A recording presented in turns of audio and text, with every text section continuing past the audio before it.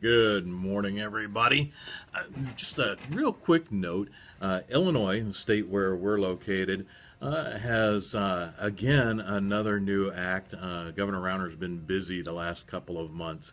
This one got signed in around mid-August, and there are still a lot of employers that don't know about this, and this can apply to employers you would normally think of as agencies providing a service as well as domestic employers, and that's specifically what this is about.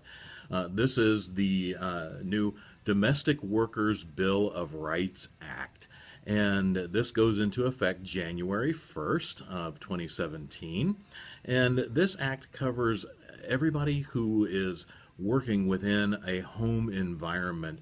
It basically, and I'm going to read a little bit of this, and I will post a link to the act itself. It's a 19-page PDF that's available from the state, ilga.gov, and you can look this up. It's Public Act number 099-0758. But again, I'll put a link in with this post when I put it up.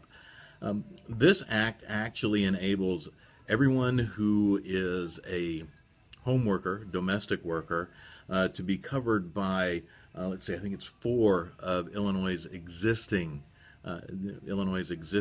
acts.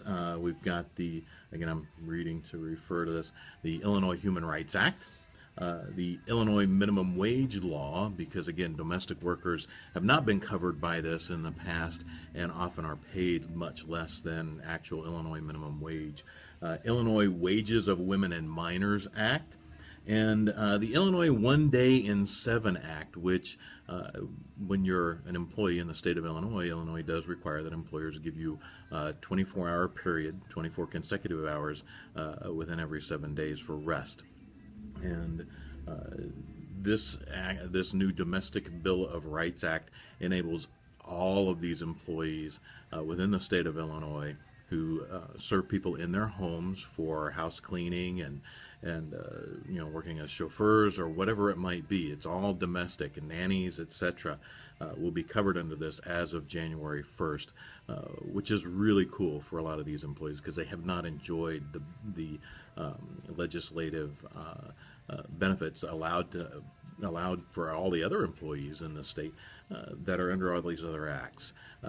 Now, one thing to make clear, they did actually specify, and this is kind of funny, that domestic workers do not include a person performing domestic work who is the employer's parent, spouse, child, or other member of his or her immediate family, and it goes on from there. So that does mean, kids, your parents don't have to pay you a minimum wage for doing your chores.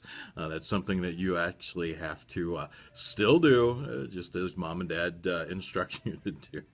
So if you've got any other questions, by all means, give us a call. We're happy to help out. I'm Peter Galt with Galt Staffing. And again, I'll put a couple of links in below as soon as I post this. Have a great week.